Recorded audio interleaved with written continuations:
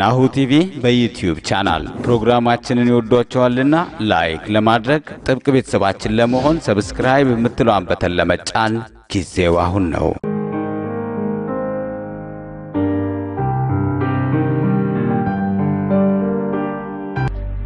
It means that the magma is highly active and could erupt again soon.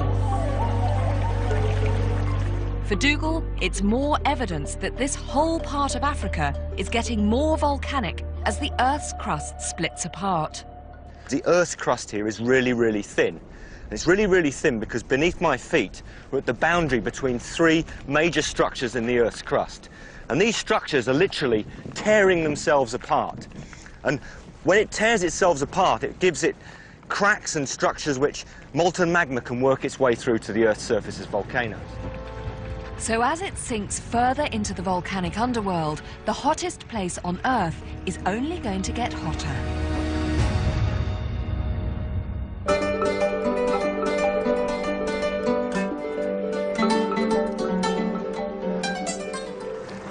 Well, this is it. We're leaving Dalal. As you can see, all the vehicles are being packed up, and suddenly we're not going to be on foot anymore. We're going to be in these trucks heading south to what is going to be our base camp now for the next few weeks.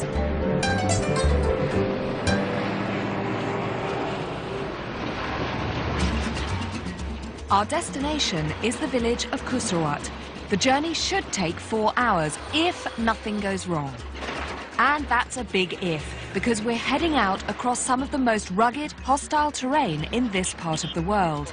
And that's saying something.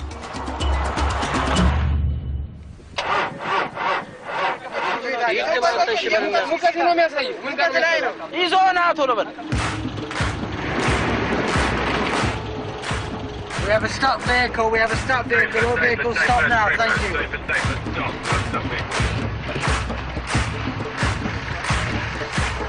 Come on, keep going, come on, push. It's too hot to be doing this. I'm beginning to see the wisdom of using camels in this terrain. Camels don't have alternators, wheels that get stuck. They don't need power steering. They don't need power steering or pulling out by a rope. Well, this is becoming a bit of a chore now. We've been going for nearly, well, two and a half hours. We've made probably about, I'd say, 5 kilometres, maybe 6 kilometres. It's not going particularly well. But it'll be worth it, because we'll finally get to meet the people who live out here permanently, the Afar communities of the Danakil Depression. I'm incredibly excited because this is why I'm here, to work with and learn from these unique people, to discover how they survive from day to day.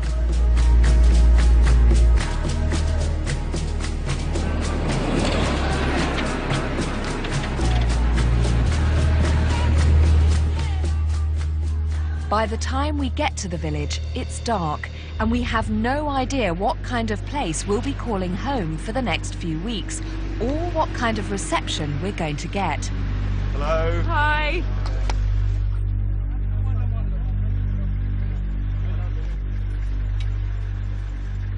Will you say, from all of us, this is very special for us, and to say a huge thank you for allowing us to come and stay on their land and with them. We make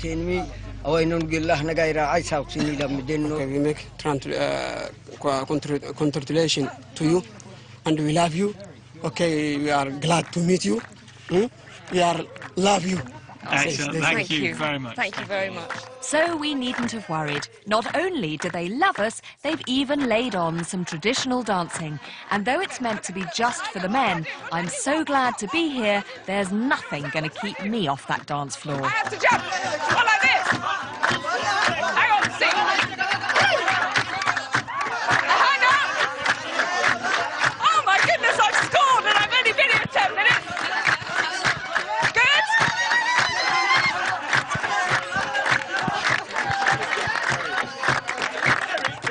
This is when you really feel like I'm in Ethiopia. I'm with, I'm gonna find out about these people. I feel like you really are being kind of welcomed into this big extended family, and it's suddenly feels after the walk and everything that we have really arrived.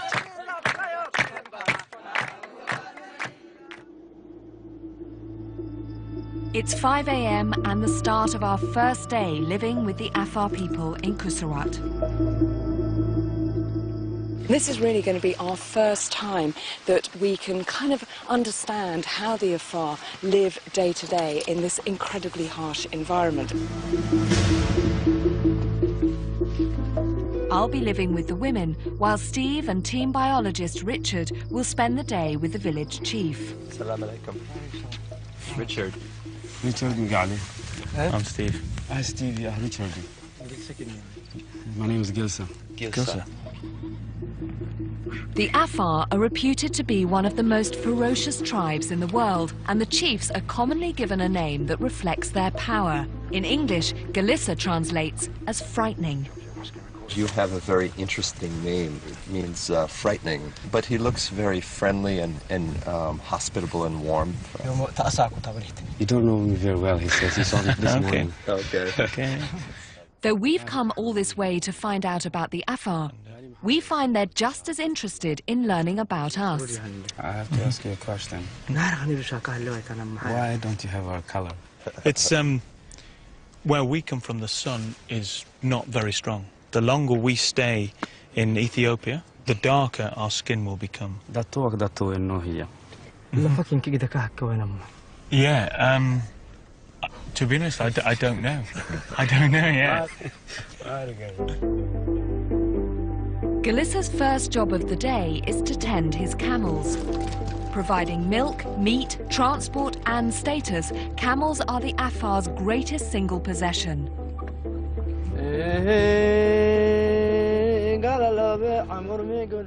So it's not surprising Galissa sings to his every morning before milking begins. Guests are traditionally welcomed with fresh camel's milk, so for Steve and Richard, this is a huge honor.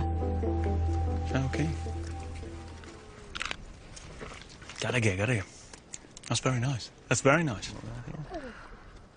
And it's considered very rude not to finish it. There you go. Get it down you. That's, you know, so thank you very much for that. That's great. Try more? Camel's milk is a vital source of protein and fat in the Afar's otherwise fairly meagre diet. What's really nice here is we can see that it's obviously very important to him that his children, especially the male children, grow up big and strong. It just goes to show that, you know, these guys could not live here without these animals, you know. These animals are their lifeblood, really. Look at that lovely big white moustache.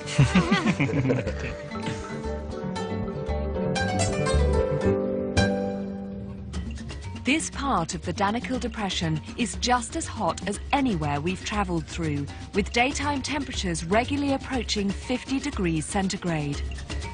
But it's also remarkably green here, and that's because there's water, if you know where to dig. Gosh, it's a deep well, 15 feet deep. Team medic Sue and I are spending the day with Galissa's wife and daughters, and our first job is to collect water.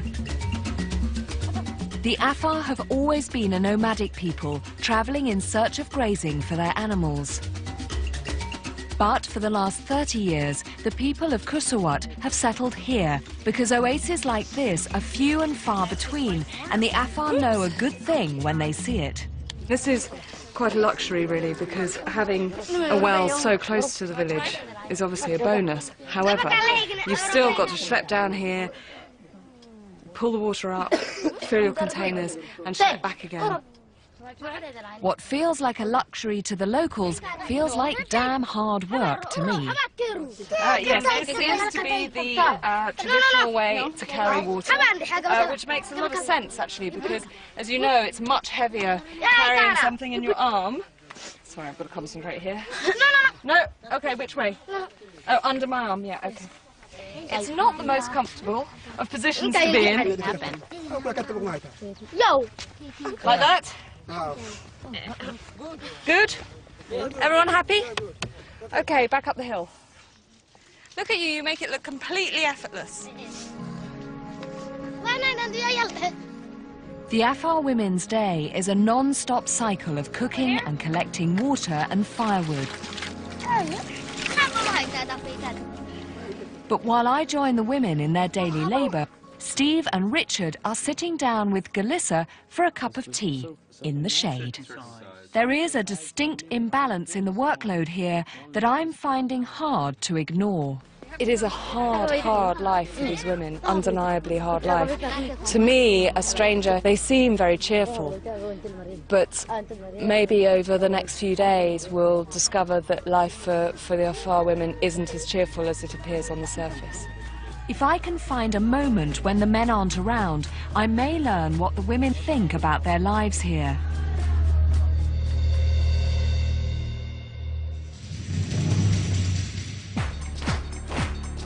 Day 2, and Dougal is heading off with his team to continue his geological exploration of the Afar region.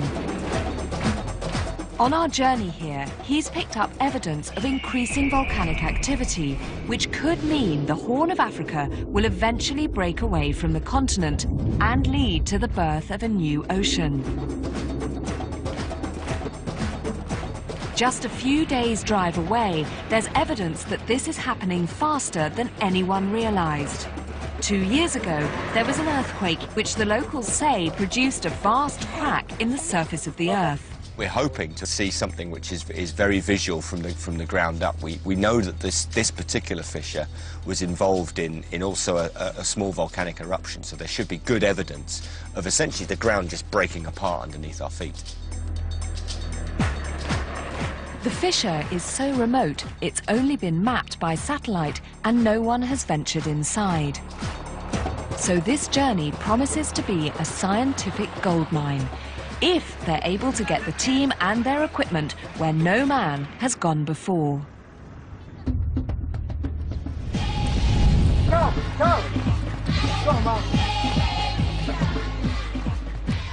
While we wait for news of Dougal's venture, Steve finds that the Afar rely for their survival on another staple animal just as important as the camel, that universal ruminant, the goat. Goats are one of the most amazing species. They can live everywhere. They can live at the top of mountains, they can live out in the desert. And we're going to follow these guys now and we're going to see just how they use their behaviour to exist out here, because it's a completely different role than the camels.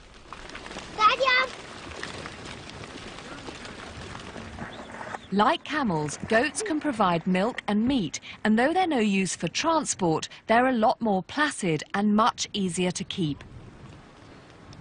So responsibility for looking after them is given to the children. The little boy who seems to be in charge, that's Abdullah. He's probably about 6 or 7. Now, given how important these livestock are, and what a massive part of the wealth of this family is tied up in these animals, that's a huge responsibility. The vegetation here, despite the water, is very sparse and toughened by the harsh desert conditions. To find out just how the goats find enough to flourish, Steve has decided to conduct a simple experiment. Okay, well, I'm going to have to be a bit on the sly side. So.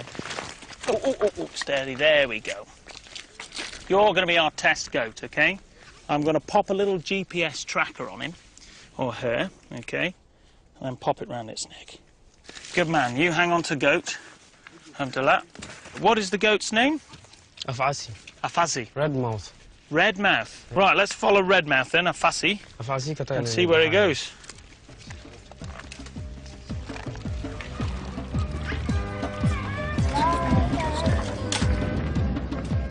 Steve is hoping to collect samples of everything Afasi eats in a day.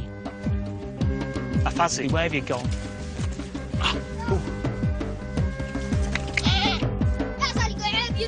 Just a mouthful here and a mouthful there. That's what it's all about, being a goat.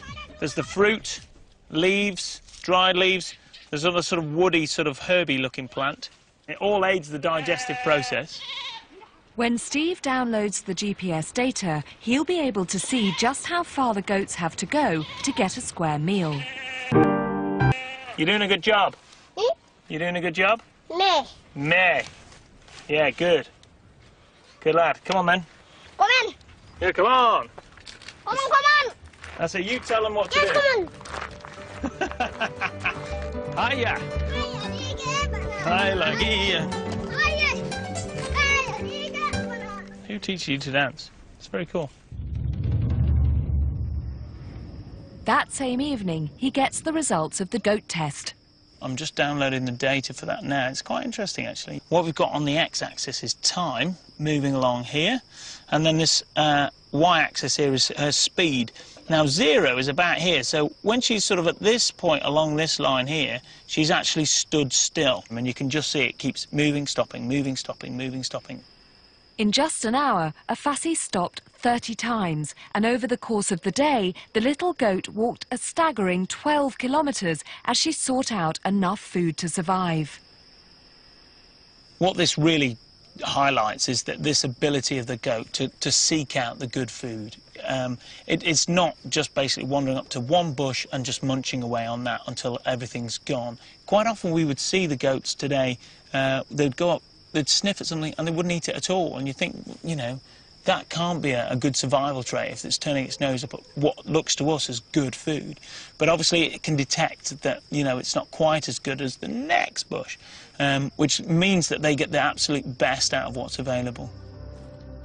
This is why the Afar relies so much on their goat herds.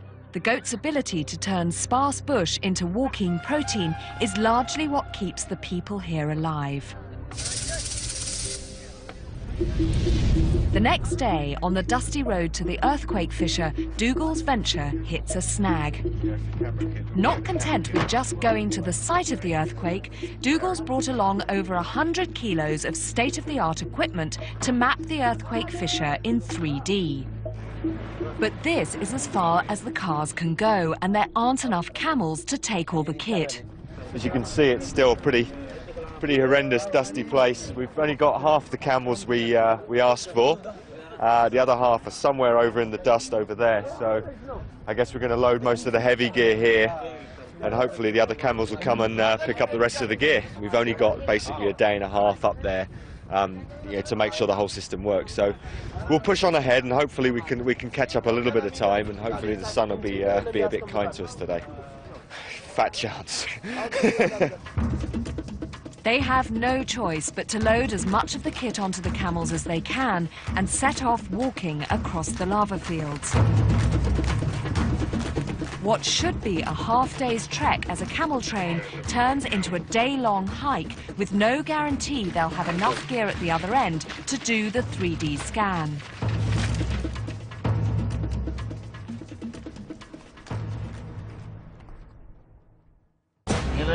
Yeah. 6 a.m. the next day, and they're still a kilometre from the earthquake fissure. Some camels have arrived, but the rest could be anywhere. We've got basically one day of sunlight left.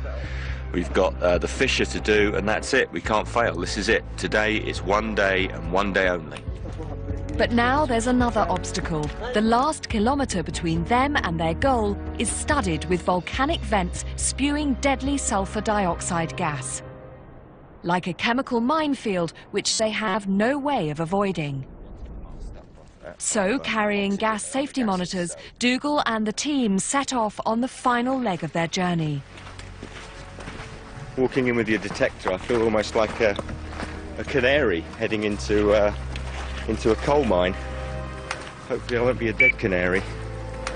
What Dougal doesn't know is that the rest of his vital mapping kit has finally left base camp and is on its way. Though there's no guarantee it will arrive in time to use it before it gets dark. However, after a highly stressful and demanding 3-day journey, Dougal is about to get his first sight of the Dabahu earthquake fissure. Well, we've still got some fairly low readings, which is good, but we've got to be close. I mean, just keep monitoring it. You are kidding me. Dougal. Absolutely awesome. I was expecting a small crack in the ground. Oh my lord, this is fantastic. It's up there in the Hall of Geological Fame, I think. My lord.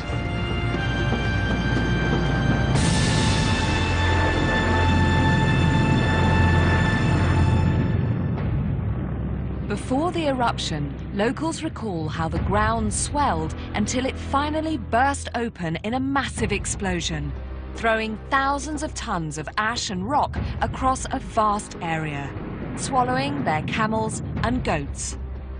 This vast crack in the earth is all that was left behind. To think this has happened, excuse me, I'm out of breath actually with excitement at this stage. To think this happened overnight, this is the stuff of Hollywood. When you're a kid and you see those movies of streets breaking apart, this would have just opened up and ejected a whole heap of magma. This is just phenomenal. I really hope we can get some really good stuff out of this, because having got here now, I wish we could stay 3-4 days, maybe even a week. This is just geologic heaven. Oh, this is fantastic. There are only a few hours of daylight left for Dougal to make his scan, but at least all the kit has now finally arrived. This unit here fires millions and millions of laser points in a 360 direction to build up a complete 3D picture of the landscape around it. The final thing we need to do is to fit a camera to the top, and what we'll do is we'll take high-resolution digital photographs, and the computer software will then be able to merge the picture with the scan, and that's when things get really exciting. The reason the 3D scan is so important is that it creates a snapshot of the exact state of the fissure at the moment. Because if, as Dougal suspects, the Earth's crust is breaking apart here, measuring it now will help geologists understand how fast that process is moving. So to work out if the fissure is getting deeper, wider or longer, a 3D model is needed, and that's what Dougal hopes to make. The only problem is he'll have to get himself and his laser scanner 60 meters down there before it gets dark. And there are no stairs. We're going to put a line, and it's like a cable car, if you like, going across a cable. And that cable we'll control from here. Okay, so we'll release the tension, and that cable will slacken. And so the person that's gone to the middle will get lowered down in the middle of the V, if you like. Whilst getting inside is a big safety concern, the deadly gases that lurk below are an even bigger worry. As well as sulfur dioxide, there's the threat of carbon monoxide and hydrogen sulfide, all of which will kill. Dougal has completed the scan of the rim of the fissure and is ready to get down inside for the final part of the picture. But before Dougal is allowed in, expert rigger Mark Diggins must first test the rig and the gas levels. Give me slack on the right. Okay, faster. That's good. Mark is going where no man has gone before. Okay,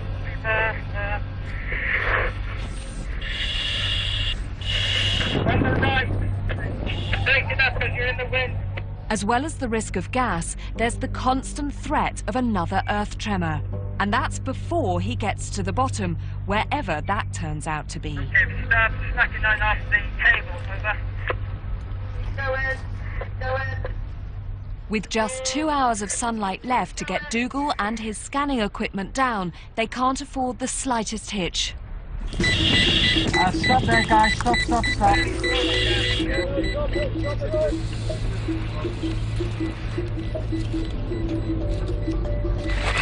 That doesn't sound good. I mean, one of his meters are going off. Mark, is that one of your gas meters on? Yes, it is. It is. The alarm means there's deadly gas, but no one knows which one. I mean, there's a lot that could be going wrong down there. Back at the cable. Wait, I gotta focus 1 sec. Okay. More people on the cable.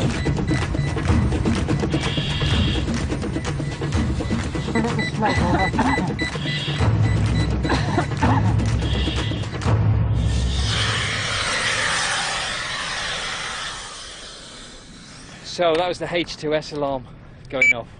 So this is hydrogen sulfide, which is probably the one that's the most dangerous and the one that we didn't really want to be seeing on this. Hydrogen sulfide can kill with just one breath.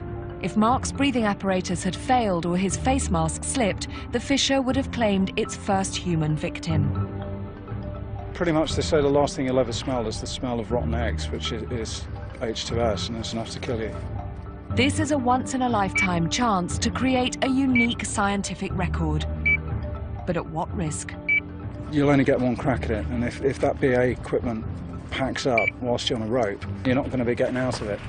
We've taken the right precautions and made the right measurements to ascertain that it's not a particularly nice place down there. And so I don't think we should pursue going in there any further. This is a massive disappointment for Dougal.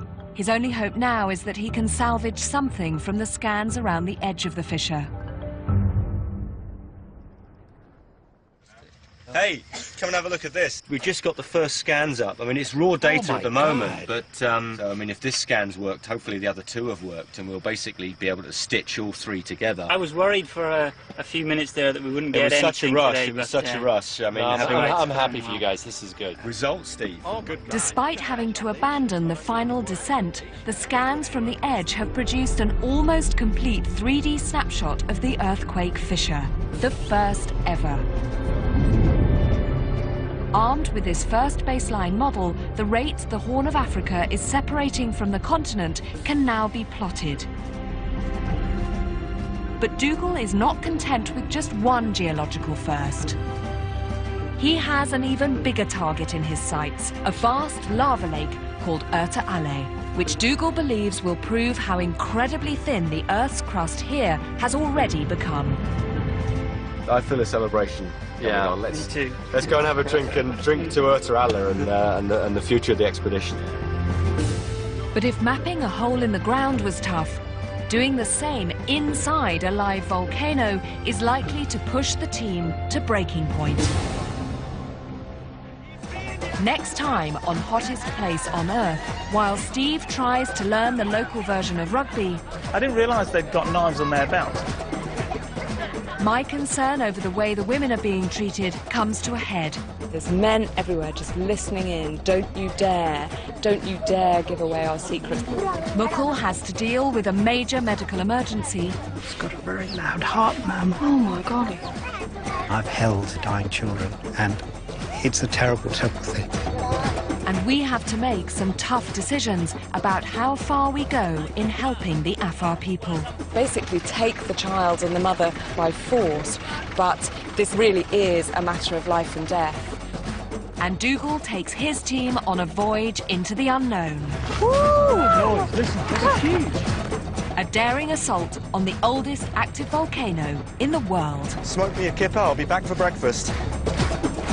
All of us understood why the Afar think that this is the gateway to hell.